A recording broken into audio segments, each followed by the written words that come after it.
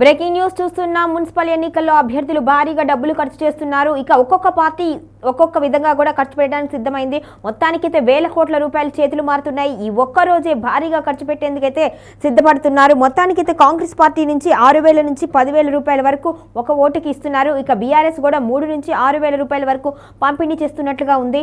ఇక ఒక ఇంటికి 4 కంటే ఎక్కువ ఓట్లు ఉంటే వాళ్ళ పంట పండినట్లే అంటున్నారు అభ్యర్థులు. మొత్తానికైతే వారు ఏం కావాలి అంటే అది అంటే గృహోపకరణాలు కావచ్చు, ఇక టీవీ, ఫ్రిడ్జ్ ఇలాంటివి యాక్సెసరీస్ ఏం అడిగినా సరే తీసుకొచ్చి ముందుంచుతున్నారు. అంతేకాకుండా మరీ ఎక్కువ ఓట్లు ఉన్న వారి ఇంట్లో అయితే అరతులం బంగారం వరకు కూడా ఇస్తున్నారు. ఇక ఏది అడిగితే అది ఇవ్వడానికి సిద్ధపడుతూ గెలిపే లక్ష్యంగా అయితే పార్టీలు అయితే ముందుకు వెళ్తున్నాయి. మొత్తానికి ఓట్లతో పాటు ఇక మద్యము, బిర్యానీ కూడా ఎక్స్ట్రా గిఫ్ట్ గా కూడా ఇస్తున్నారు.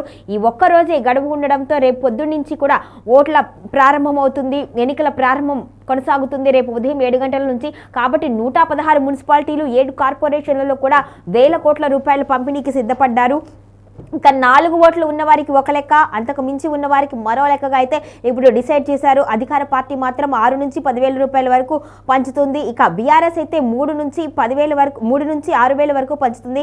ఇక గెలుపు ఖచ్చితంగా ఉంటుంది అనే వారికి మాత్రం అరతులం బంగారం ఇవ్వడానికి కూడా వెనుకాడడం లేదు. ఇక కొన్ని చోట్ల అయితే స్కూటీలను కూడా పంపిణీ చేస్తున్నట్టుగా తెలుస్తుంది. మరికొన్ని చోట్ల అయితే ఇక టోకెన్లు ఇస్తున్నారు. ఆ టోకెన్ల ప్రకారం వారికి కావాల్సింది కొనుక్కునే విధంగా ఏర్పాట్లు చేస్తున్నారు.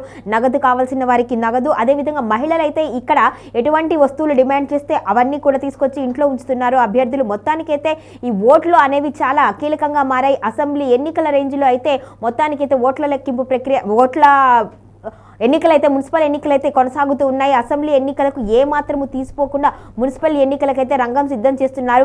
ఇక భారీగా వేల కోట్ల రూపాయలను అయితే పంపిణీ చేయడానికి అభ్యర్థులు సిద్ధపడ్డారు. ఏ పార్టీకి ఆ పార్టీ ప్రతిష్టాత్మకంగా తీసుకుంది. కొన్ని చోట్ల బీజేపీకి కూడా అనుకూలంగా ఉండడంతో అక్కడ కూడా బీజేపీ అభ్యర్థులైతే ఏమాత్రం వెనుకంజలో లేరు, ఏమాత్రం వెనకడుగు వేయడం లేదు. మొత్తానికైతే డబ్బులను భారీగా పంచి ఓటర్లను ఆకర్షించాలి అనే లక్ష్యంతో చూస్తున్నారు. ఇక మరోవైపు కాంగ్రెస్ పార్టీ కూడా రైతు భరోసా ఇస్తామని ప్రకటించింది. ఆ నిధులు కూడా పడితే మరి కాంగ్రెస్ వైపు విజయం ఉంటుంది అనే నేపథ్యంలో కూడా బీఆర్ఎస్ అదేవిధంగా బీజేపీలు మరింత ప్రణాళిక రచించి ముందుకు వెళుతున్నారు. మొత్తానికైతే డబ్బుల విషయంలో ఏమాత్రం వెనకాడకుండా ఈ ఎన్నికను ప్రతిష్టాత్మకంగా తీసుకొని ఛాలెంజింగ్గా ముందుకు వెళుతూ డబ్బులు పంపిణీ అయితే చేస్తున్నారు.